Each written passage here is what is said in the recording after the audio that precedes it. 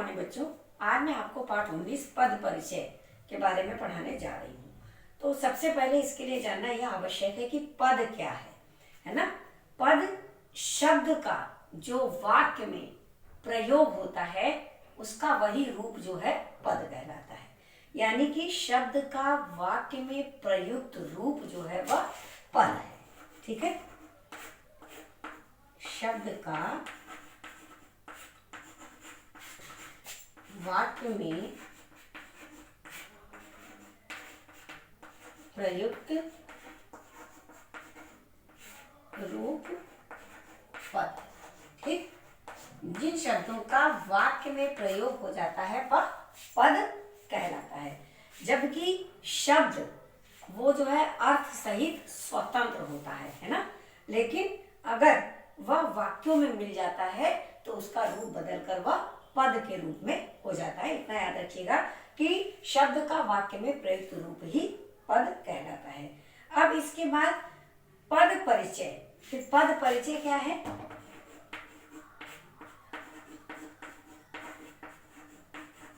पद परिचय, तो पद परिचय क्या है कि व्याकरण की दृष्टि से पद का पूरा विवरण देना ही पद परिचय है। पद का पूरा विवरण देना ही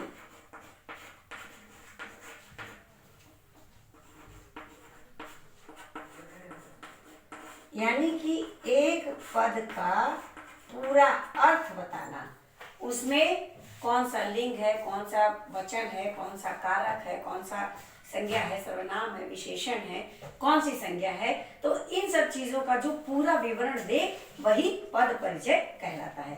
अब इसके बाद हम आपको बताते हैं कि प्रत्येक पद का परिचय किस प्रकार दिया जाता है।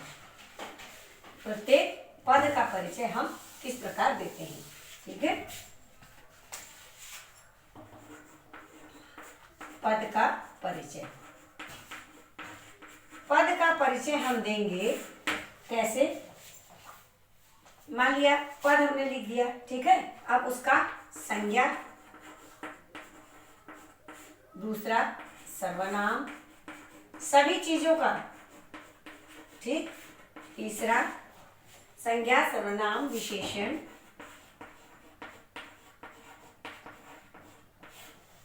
चौथा क्रिया विशेषण।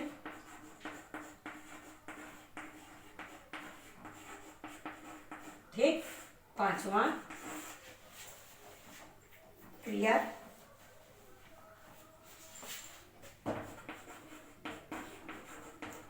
छठा संबंध बोधक।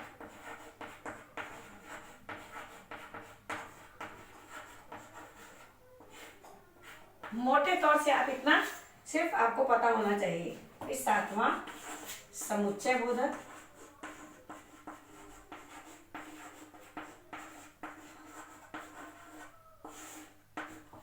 फिर आठवां विस्मयादि बोधक।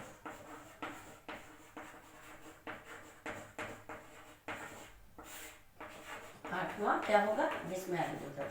कहने का अर्थ यह है, कहने का तात्पर्य यह है कि जब हम पद का परिचय देते हैं तो उनमें हम सबके बारे में विस्तृत रूप से जानते हैं। जैसे संज्ञा, तो संज्ञा में उस पद में कौन सी संज्ञा है, जातिवाचक है कि भाववाचक है कि समूहवाचक है ना, कि व्यक्तिवाचक है, इसका प्रयोग करते हैं। सर्वनाम क्या है, सर्वनामी विशेषण है कि कौन सा विशेषण है, और फिर विशेषण क्या है, क्रिया विशेषण क्या है, क्रिया क्या है, संबंध बोधक क्या है, समुच्चय बोधक क्या है, और विस्मयादि बोधक कौन सा शब्द क्या है, इसके बारे में हम पूरा परिचय देते हैं, वही पद परिचय कहलाता है। ठीक है, जैसे मान लिया कि जैसे है कि मधुर कार चलाता है, तो इसमें मधुर क्या हो गया? व्यक्तिवाचक संज्ञा हो गई, है ना। और कार चला रहा है, व्यक्तिवाचक संज्ञा हो गया, पुल्लिंग है। लिंग कौन सी है? मधुर की पुल्लिंग है। और शब्द क्या है? वह वचन क्या है?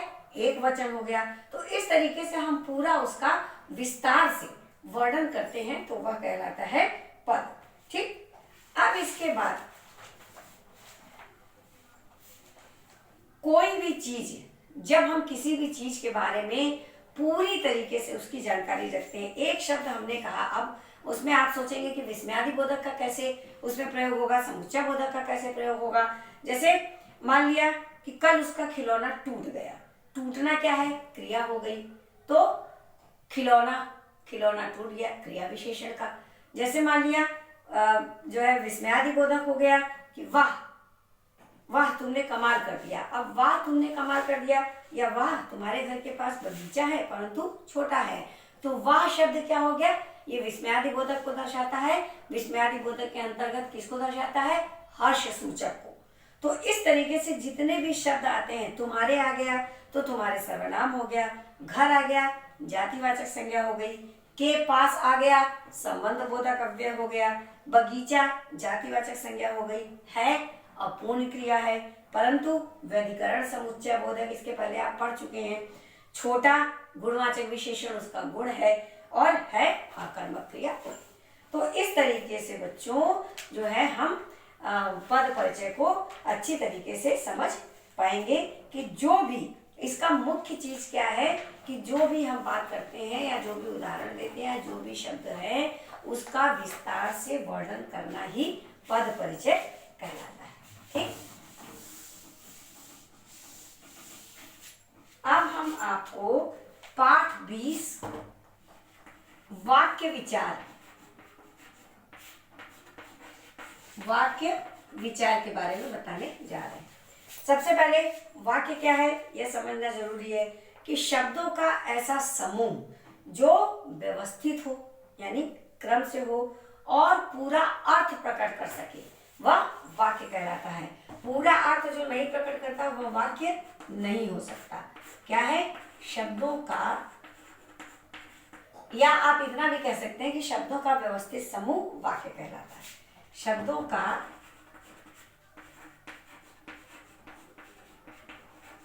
व्यवस्थित समूह जो पूरा अर्थ प्रकट करे वह क्या कहलाता है, वाक्य कहलाता है।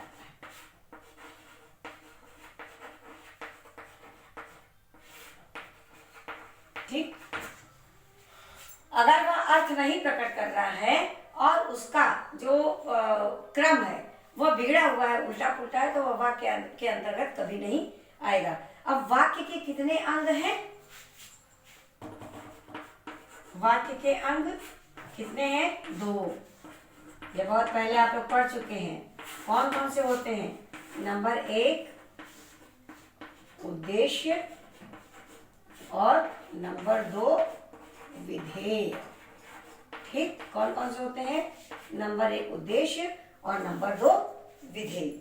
उद्देश्य क्या है कि वाक्य में जिसके विषय में कुछ कहा जाए, है ना, और उद्देश्य क्या कहलाता है,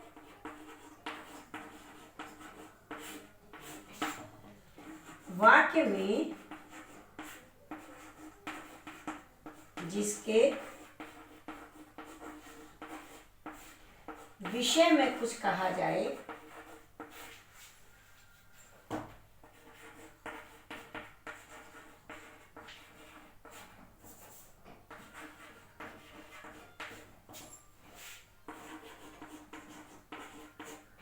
वह उद्देश्य कहलाता है। ठीक, वह क्या कहलाता है, उद्देश्य, यानी कि जिसके बारे में हम बात कर रहे हैं वह उद्देश्य कहलाता है। जैसे रामचंद्र जी मर्यादा पुरुषोत्तम थे, तो बात किसके बारे में हो रही है, रामचंद्र जी के बारे में, तो उद्देश्य कौन हुआ, रामचंद्र जी। तो इस प्रकार उद्देश्य जो है वह कभी कभी अकेला भी प्रयोग किया जाता है और कभी कभी उद्देश्य की विशेषता बताने के लिए उसके साथ कुछ शब्दों का भी प्रयोग किया जाता है जिन्हें उद्देश्य का विस्तार कहते हैं। जब उसकी विशेषता बताने के लिए, उद्देश्य की, किसकी विशेषता बताने के लिए, उद्देश्य की विशेषता बताने के लिए उसके साथ कुछ अन्य शब्दों का प्रयोग किया जाए तब वह उद्देश्य का विस्तार कहलाता है। जैसे पहले हमने आपको बताया कि रामचंद्र जी मर्यादा पुरुषोत्तम थे, ठीक, ये हो गया उद्देश्य, इसमें रामचंद्र जी हो गए। और अब इसका विस्तार करना है तो कैसे करेंगे कि ऐसे करेंगे कि रघुकुल शिरोमणि श्री रामचंद्र जी जो है वह मर्यादा पुरुषोत्तम थे। इसका हमने विस्तार कर दिया, उनको क्या कहा, रघुकुल शिरोमणि, यानी रघुकुल के जो है शिरोमणि जो है वह रामचंद्र जी मर्यादा पुरुषोत्तम है। तो यहाँ पर रघुकुल शिरोमणि ये क्या हो गया, उद्देश्य का विस्तार हो गया। और उद्देश्य कौन हो गए, रामचंद्र जी। ठीक, समझ में आ गया। जब किसी की विशेषता बताने के लिए हम जिन शब्दों का प्रयोग करते हैं वह उद्देश्य का विस्तार कहलाता है। अब उद्देश्य का विस्तार कई रूपों में किया जाता है, जैसे विशेषण द्वारा, संबंध कारक द्वारा और समानाधिकरण शब्द द्वारा। ठीक, अब दूसरा आ जाता है आपका, क्या आएगा, विधेय।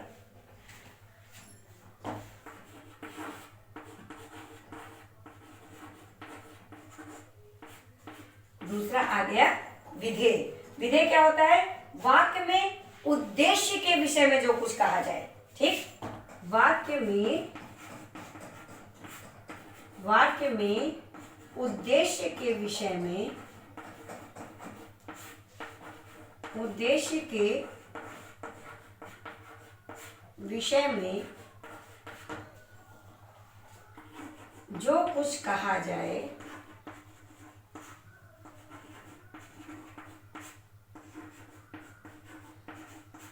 वह विधेय कहलाता है। वह क्या कहलाता है, विधेय कहलाता है।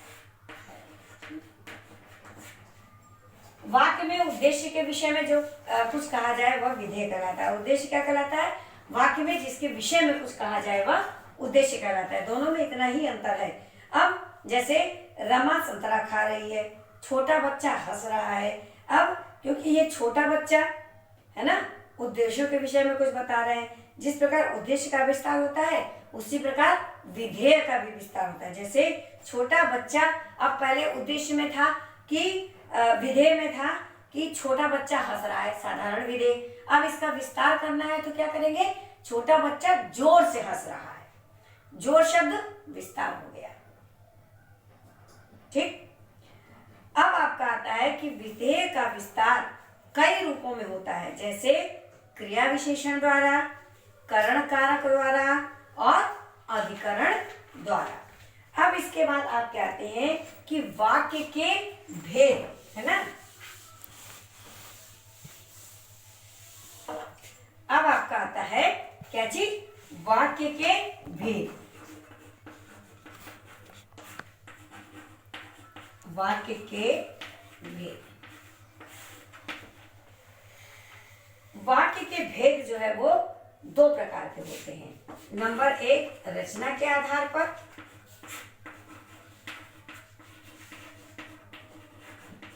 और नंबर दो, अर्थ के आधार पर।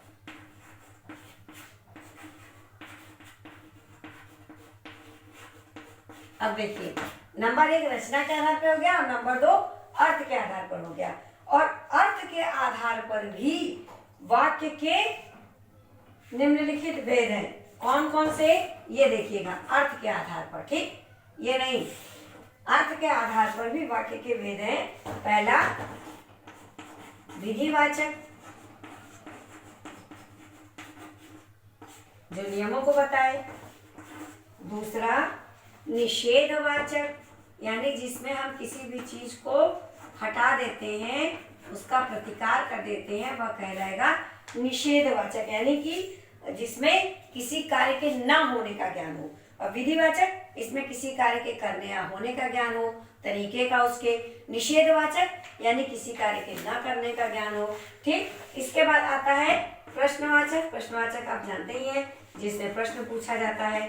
ठीक, फिर उसके बाद आपका आ गया आज्ञावाचक, यानी किसी को आज्ञा देना, ये आज्ञावाचक हो गया। ठीक, फिर नंबर 5 आपका आ जाता है संदेहवाचक, यानी उस कार्य में शक है। ठीक, फिर नंबर 6 आपका आ गया कौन सा, इच्छावाचक यानी कि अपनी इच्छा से कार्य करना, जो आपकी इच्छा हुई कि हमारी इच्छा है कि आज मैं बाहर घूमने जाऊं, ठीक। और उसके बाद आपका आ जाता है संकेतवाचक, संकेतवाचक, ठीक, जिसमें आपको जो है इसमें क्रिया का होना दूसरी क्रिया पर निर्भर करेगा। जैसे बारिश होती तो फसल भी अच्छी होती है, ठीक। संकेत बारिश की तरफ संकेत कर रहा है कि अगर बारिश हो गई होती तो फसल अच्छी हो जाती, तो बारिश की तरफ संकेत कर रहा है। फिर उसके बाद आपका आ जाता है 8वां विस्मयादि वाचक, विस्मयादि वाचक। ये हो गया।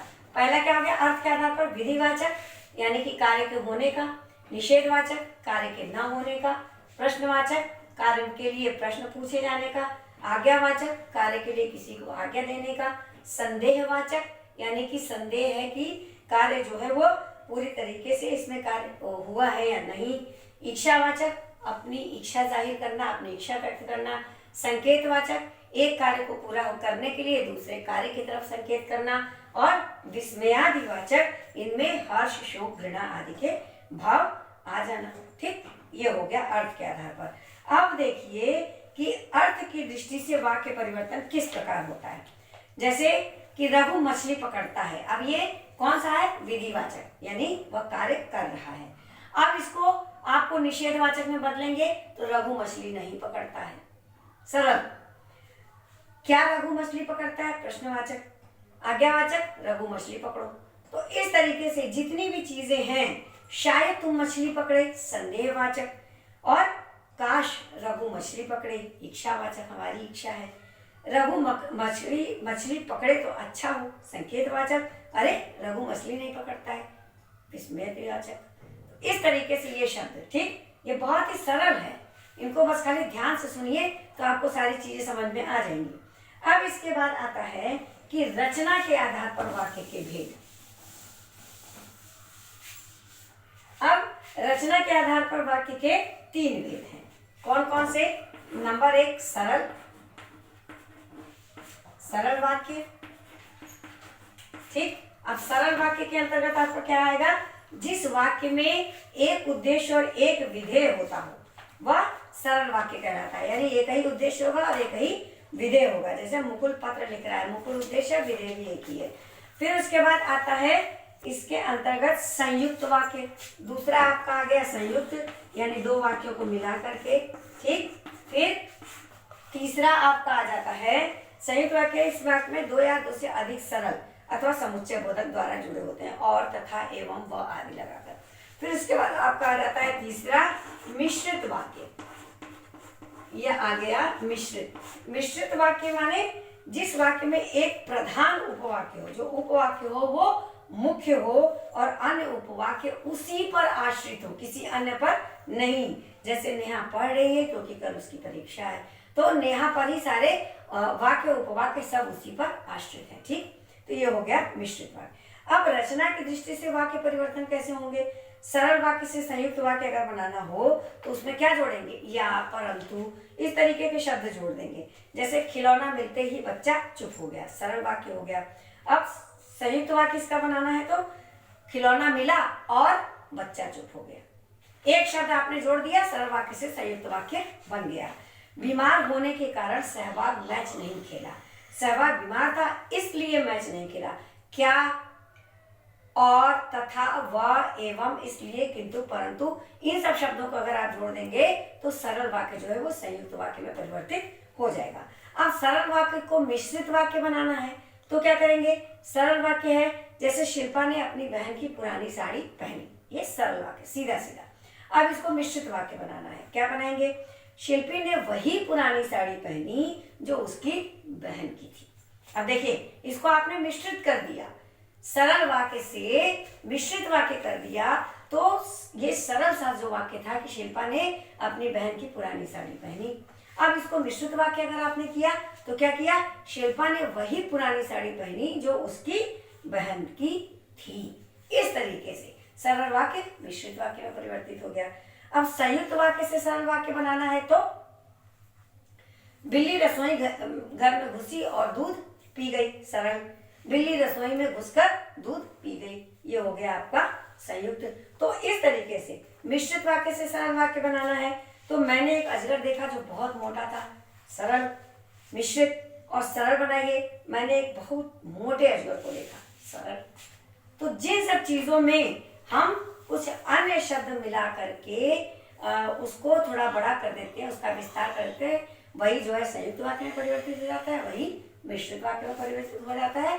सरल वाक्य का मतलब कि सीधा सीधा सिंपल सा जो है एक वाक्य, और उसको हमने और शब्द लगाकर, और माने सिर्फ और ही नहीं, कोई भी शब्द उसमें हमने जोड़ करके उसे संयुक्त बना दिया, उससे भी ज्यादा जोड़ करके हमने उसे मिश्रित बना दिया। ये हो गए रचना के आधार पर वाक्य के